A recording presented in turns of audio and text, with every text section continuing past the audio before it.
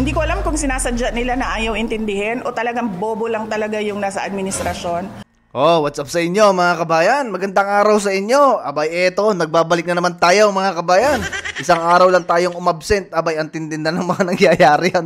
May lumabas na witness, no? Na dating laban kay Pastor Kibuloy. Ngayon mga kabayan, laban na kay Hontiveros.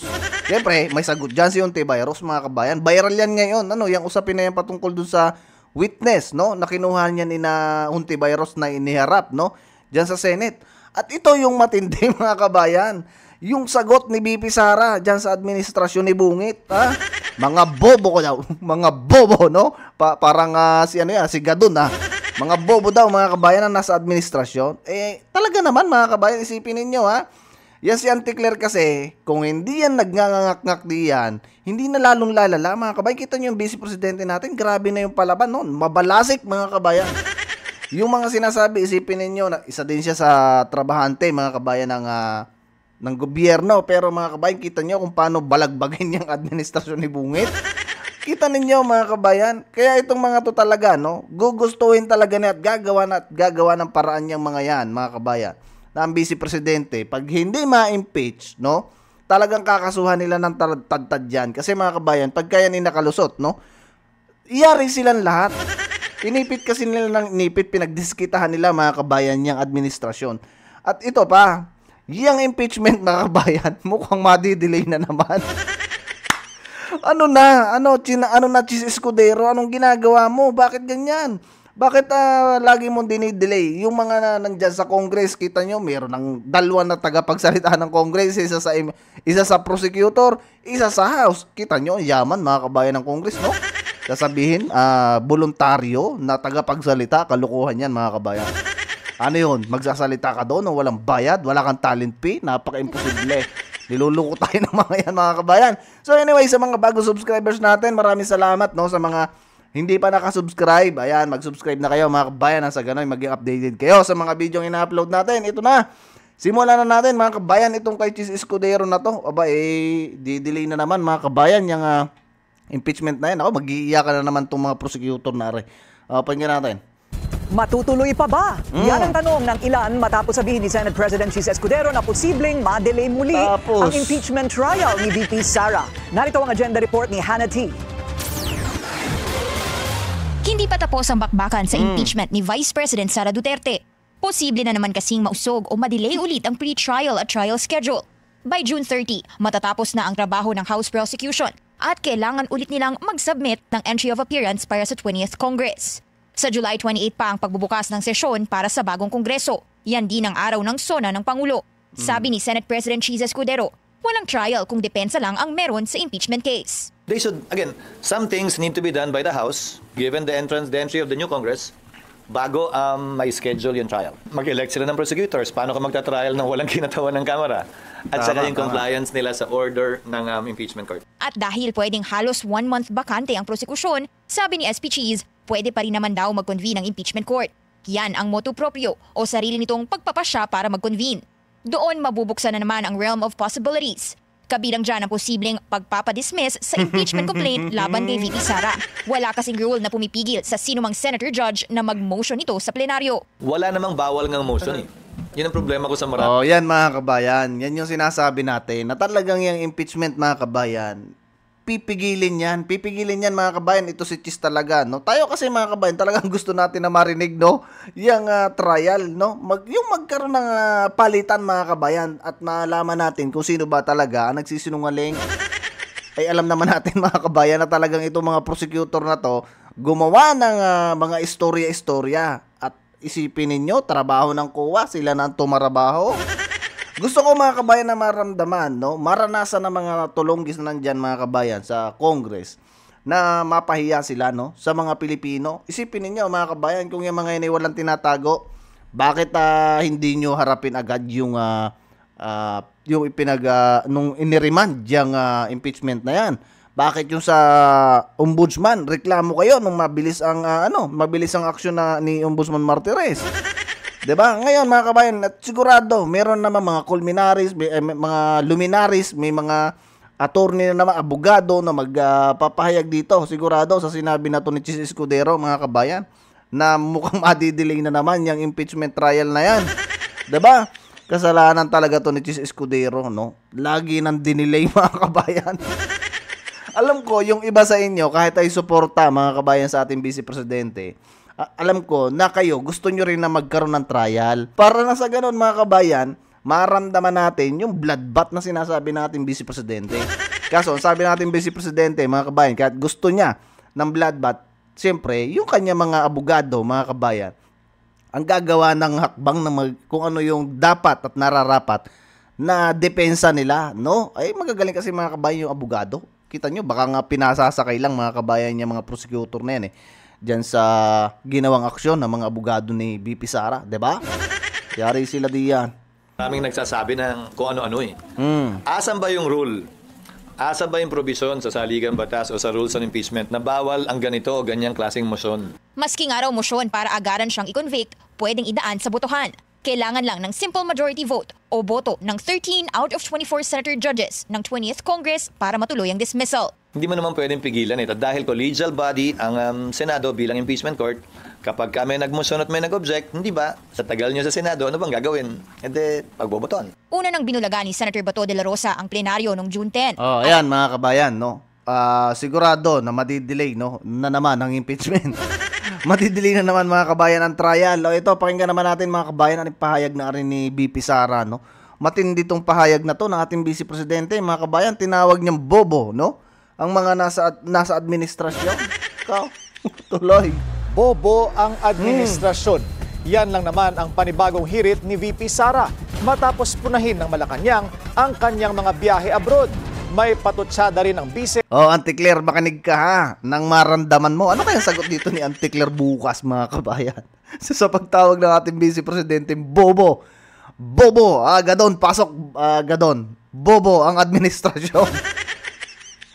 My goodness, kayo ba mga kabayan, ano matatawag ninyo? Matatawag nyo rin ba bobo ang administrasyon? Gagaya ba tayo dito sa ating VP Sara? Sa anti-drug campaign ng Pangulo. Narito ang agenda report ni Joan Manalo. Hindi ko alam kung sinasadya nila na ayaw intindihin o talagang bobo lang talaga yung nasa administrasyon. I'd likely lean doon sa latter kasi sa lahat ng mga desisyon nila lately, Binanata ni VP Sara ang administrasyon ni PBBM. Hindi raw kasi nito naiintindihan ang pagkakaiba ng personal at official trip. Kamakailan lang kasi, kunestyon ni Palace Press Officer Claire Castro ang frequent overseas trips ng bise. Pang-personal daw ba o pang-bayan ang hirit ni Castro? Ang sagot naman ng pangalawang Pangulo. ilalagay namin doon personal to differentiate it from official. Kasi pag personal, hindi ako gumagamit ng pera ng bayan. Pag official, gumagamit ako ng pera ng bayan. Hindi. At saka mga kabayan, nag-a-apply yan sa sa administrasyon, no, na siya mayroong travel. Siyempre ilalagay doon. Saan ka pupunta? Ano ba yan? Personal travel or government travel. Ano ba? Kung ano ba gagawin niya doon, mga kabayan, di ba? At siyempre i-approve yan kung business travel yan, mga kabayan. Meron niyang pondo na i-release, mga kabayan, ng kung sino man ang pinagkukunan ng pondo para sa travel na yan, 'di ba? Ano to si Auntie Claire, no? Kaya nasasabihan kang bobo Auntie Claire Imposible, mga kabayan, na ang gobyerno or yung nagpipinans sa business travel bibigyan siya kung ano nakalagay doon na reason personal travel. 'Di ba, mga kabayan? Kaya talaga naman. Kung si Auntie Claire sana, mga kabayan kumbaga tumino-tino ng mga comment pagdating sa Vice Presidente, hindi ba balikan ng ganitong napakasakit? Isipin nyo, tatawagin bobong administrasyon. Kahit naman tayo, mga kabayan, hindi natin gusto ang pamamalakad ng administrasyon. Masakit yung sabihan ka ng bobo. Masakit yun, mga kabayan. Diba? Lalo pat lagi nakaharap, mga kabayan, sa mainstream media. Ito si Auntie Claire. Dahil kay Auntie Claire, nadamay ngayon si Bungit, no? Damay-damay ng bobo. Yari kayo. Tagala talaga. Ibig sabihin na personal na lakad yan ay holiday o pamamasyal yan. 'So, Yun yung ibig sabihin ng personal. Walang ginamit na pera ng gobyerno sa lakad na ito. Diba? Pero nagtatrabaho pa rin ako. Dalawang bansa na ang napuntahan ni VP Sara sa loob ng 2 linggo. Una ang Malaysia kung saan siya nagdaos ng Independence Day celebration. Pangalawa naman ang Australia kung saan dumalo siya para magsalita sa Free Duterte Now event. Ayon kay VP Sara, nagsagawa rin daw siya ng... Ito, tingin ko ito sa Malaysia na to mga kabayan, business travel to, no? Kasi Independence Day to mga kabayan. Yung sa Australia, tingin ko mga kabayan, personal travel yon. Kasi syempre, doon siya na inaano niya si PRRD, na Free Duterte, di ba? Personal travel yon, tingin ko mga kabayan. Diba? Pangita naman na ang ginaganap doon, ang program, Free Duterte, di ba? Consultation kasama ang Filipino community abroad sa parehong overseas trip. Kaya frustrated daw siya na hindi siya naiintindihan ng administrasyon. Nagpasa rin din ang bise sa ginagawang pagdalo ng Pangulo sa iba't ibang event kahit hindi naman daw niya ito trabaho. Ngayong araw kasi, sumama si PBBM sa pagsunog ng 9.48 billion pesos worth of confiscated drugs sa Tarlac.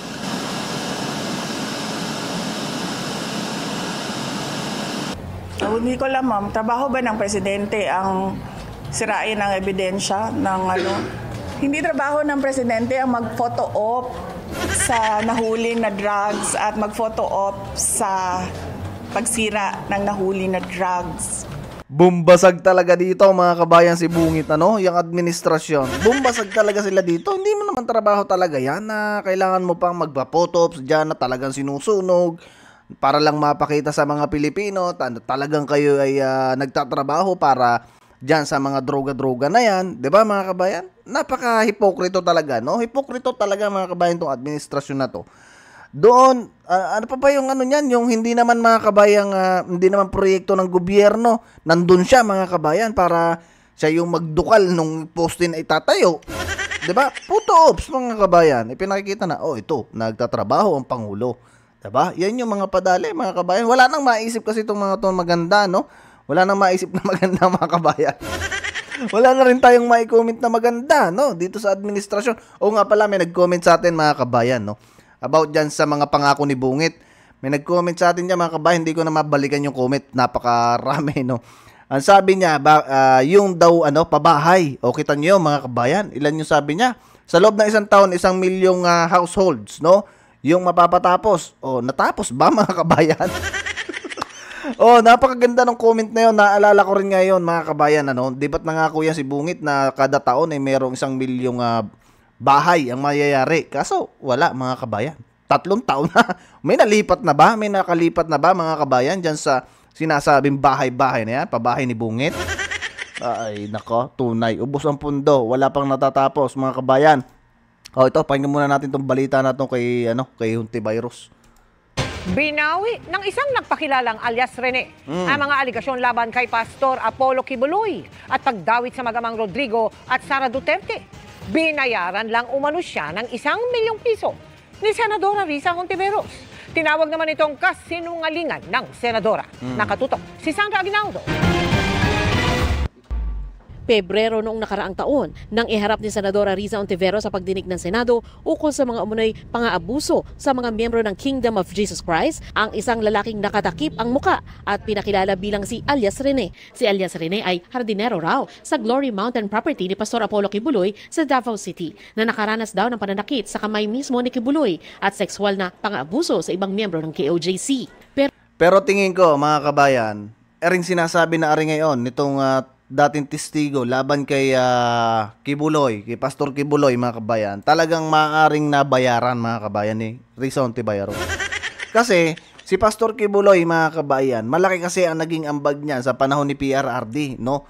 Dahil diyan sa mga sa mga makakaliwa mga kabayan, 'di ba? Ito si Hontiveros mga kabayan, digat matunog na sinasabing itong mga to magkakaano diyan sa mga kaliwang grupo, 'di ba? So, tingin ko, no, kaya gusto talaga nilang ma-eliminate si Kibuloy at base dito sa mga kwento o base dito sa mga sinabi nito, mga kabayan, yung testigo na yan, no, ay pati sina General Torre, no, yung pala talagang hunting dyan, mga kabayan, yung bolt, no? Isipin ninyo, hinahanap nila mga kabayan, yung bolt sa ilalim ng lupa, kaya pala yung mga naghukay, tapos walang makita, wala naman pala doon mga kabayan. Wala naman palang ganon ang KOJC na bolts, no? Kita mo yan mga kabayan. Tingin ko, totoo talaga itong sinasabi na itong mga kabayan na nabayaran. Sa panahon ngayon mga kabayan, yun yung mag-promote ng sugal, hindi ko makabayan ni Nano ha. Yung pagpo-promote nga ng sugal, maliit lang mga kabayan doon, pero kita nyo, pinapatos. Ngayon, sino na magsusugal mga kabayan? Mga Pilipino na. Yung iba na, sasangla na yung bahay ng kapitbahay, no? Dahil sa pagsusugal. Pero isa sa pasabog na pahayag noon ni alias Rene, ang nasaksihan raw niya nang dumala umuno kay Kibuloy sina dating Pangulong Rodrigo Duterte at noy Davao City Mayor Sara Duterte. Minsan po pumupunta din po doon si former President Rodrigo Duterte at former Mayor, Davao Mayor Sara Duterte. At pag umaalis na po sila doon sa Glory Mountain, dala na po nila yung mga bag. Na siya pong bag na nilalagyan po ng mga baril. Nakita mo? Kita mo mga kabayan, nung siya tumistigo dyan, may binabasa siyang affidavit. Doon sa video, no? Tingin ko na i-upload yun ni PH Update mga kabayan na wala siyang binabasa mga kabayan. Matuwid yung kanya mga sinasabi at talagang kabisado niya mga kabayan. Unlike dito sa pagpipresenta na to mga kabayan ni Hontiveros, binabasa yung affidavit, no? At ang sabi niya doon, yan daw ay ginawa mga kabayan ng abogado ni Hontiveros. Kita nyo, di ba? Tingin ko, kaya ito'y lumabas, no? Sabi nga niya, siya ay nakukonsensya na, no? Kasi, kita nyo naman si Pastor Kibuloy, no? Nagsasaper dyan sa kulungan. Hanggang ngayon, wala pang verdict, no? Nakakulong. Yung tinatawag na, ano bang tawag doon, mga kabayan? Yung kalayaan niya, yung freedom niya, wala, mga kabayan, kasi nandyan sa kulungan. Hindi pa napapatunayan, pero nakakulong na, no? Yan yung mahirap, eh. Na testiguhan ng mga ganito na nabayaran di umano mga kabayan. Siyempre may sagot dyan si Hontiveros. Ito ang sabi niya mga kabayan, basahin natin. Ito, Hontiveros binuljak, nag-akusang nagbayad ng witness para sa pabagsakin si Kibuloy. Sang katerba ang ebidensya ng aking opisina na magpapatunay na gawa-gawa lang ang pahayag ngayon ng taong iyan. All witnesses presented during the Kibuloy Senate hearing freely and voluntary offered their testimonies and the evidence they carried. Ito naman mga kabayang na to, itong sinasabi nito nung witness, hindi yan mga kabayang lalabas dyan ng ganyan. Kung wala din yung hinahawakan, Hontiveros, ginawa mo naman lahat ng Pilipino hindi nakakaintindi. Tingin ko mga kabayan, yung sinasabi niya, meron yung basihan, meron yung mga email, tingin ko mga kabayan, may mga email din. Kasi sinabi, nag-email daw yan na yung opisina ni Hontiveros o yung kanyang abogado para nga tumistigaw mga kabayan. At yung opisina ni Hontiveros ang gumawa ng affidavit na binabasa para yan tanong-tanungin, yan pala yung may rehearsal pa na nangyari. So Mario Joseph mga kabayan, hanggang dito na lang muna yung video natin. At ingat kayo palagi mga kabayan. Siyempre huwag nyo kalimutan mag-like, mag-share, mag-comment din kayo sa comment section. Ingat kayo palagi mga kabayan. See you sa susunod na video.